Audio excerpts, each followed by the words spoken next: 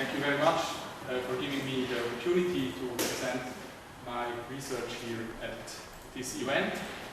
So my name is Urs Gimmi, and the paper I did in collaboration with Thibaut Lascha and Matthias Bürgi, and we are all from the Swiss Federal Institute for Forest, Snow and Landscape Research institution that belongs to the ETH in Zurich. So I'm going to present a case study on wetland cover changes in the Swiss lowlands.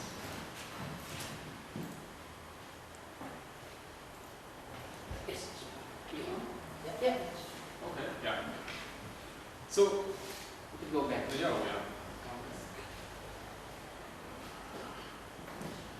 Yeah. So that's what I'm going to present.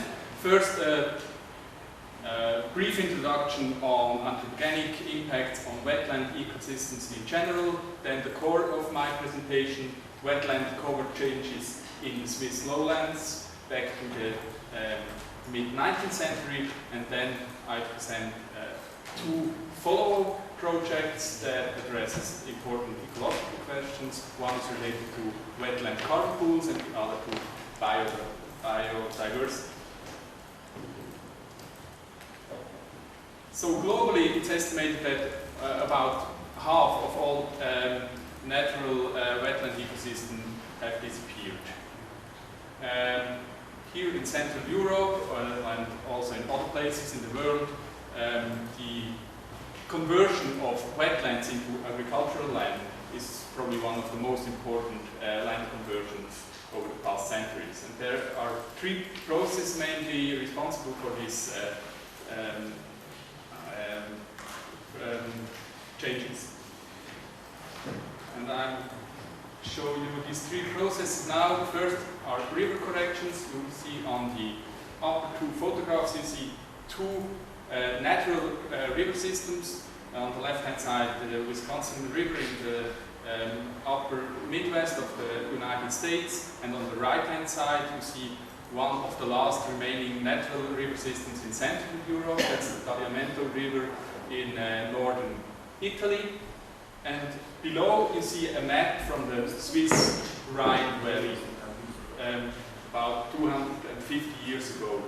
So you see this freely meandering river with riparian forests, with gravel and sandbanks, and also many wetland ecosystems related to this river dynamics. Now this is more or less a straight channel between huge depths.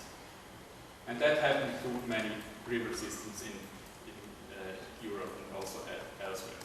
There are two other processes. Drainage, so land got drained to improve conditions for agricultural purposes. Here you see an aerial image from the canton of Zurich from the 1940s. You see this fishbone pattern where they laid subterranean drainage systems. And then peat mining, people in Switzerland, they started in the 18th century to extract peat for fuel, later on also for gardening.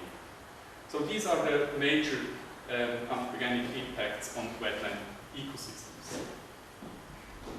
But these ecosystems provide also important ecosystem services. So they are habitat for specialized plant and animal species, of course. They play an important role as buffers for hydrological and climate systems. And more recently that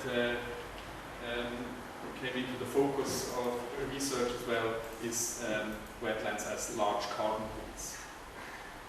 To assess the impacts of anthropogenic actions on these ecosystem services, we need spatially explicit reconstruction of long-term wetland cover changes.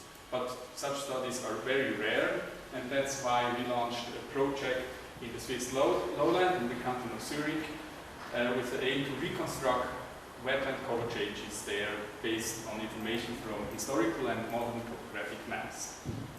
And the goal was to analyze the spatial patterns, but also to look at the changes in wetland habitat connectivity. So this study is published was published last year in a research article in landscape ecology. I would be glad to share that with you if you're interested in having more details on that. So the basis for our study were a series of topographical maps starting in the mid-19th century, this so-called Wild map, and 2 editions of the Siegfried map from the beginning and the mid-20th century, and then the modern map. And they are all at scale 1 to 25,000, and wetlands look very similar with these blue dashed lines as usual. They are shown on topographical maps. So we started to digitize that, but we quickly realized that mapping was very inconsistent. So the first indication was that many wetlands only appear on the modern maps and not on the old maps. So that was very surprising. We assumed that wetlands are vanishing, not establishing. And when we looked closer at that or analyzed that, you see here in the boxes, these are the extent of the mapped wetlands, and then we looked at how many wetlands were also present in the previous maps. And here only 50% of the wetlands in 2000 were also visible in the 1950 map. Then we have a consistency between these Siegfried maps because they are drawn in a similar way. So almost 100% are also on the 1900 map from the 1950 Siegfried map, and again an inconsistency here.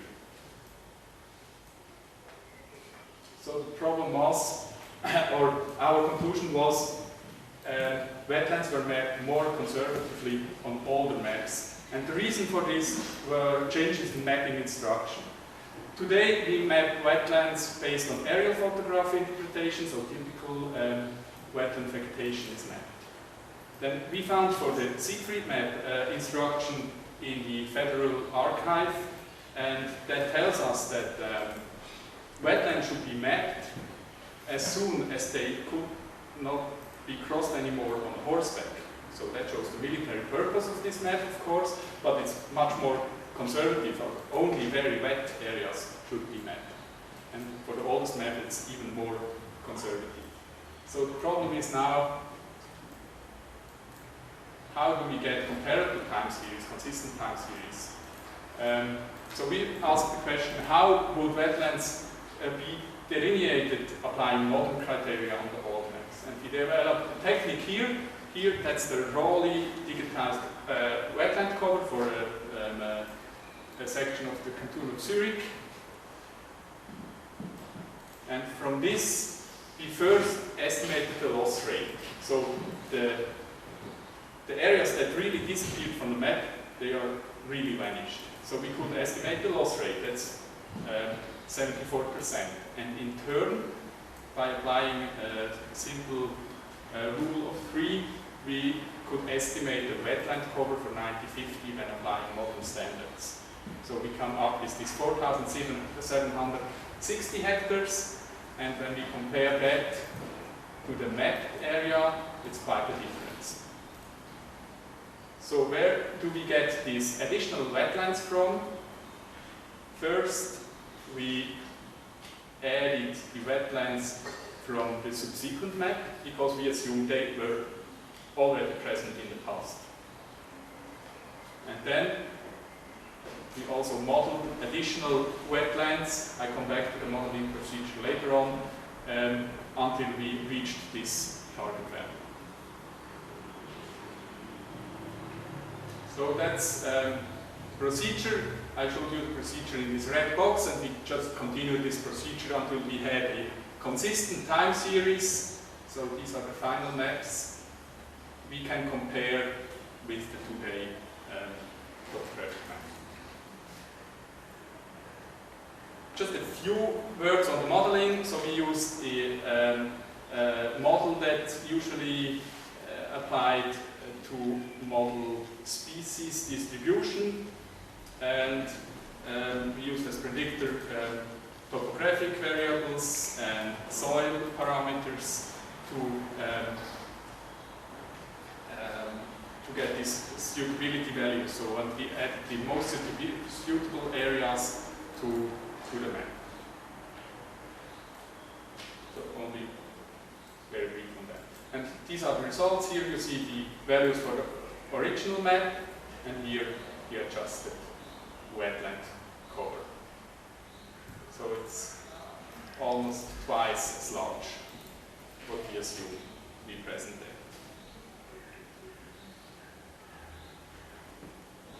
So wetland loss is more than 90% from 1850 to 2000.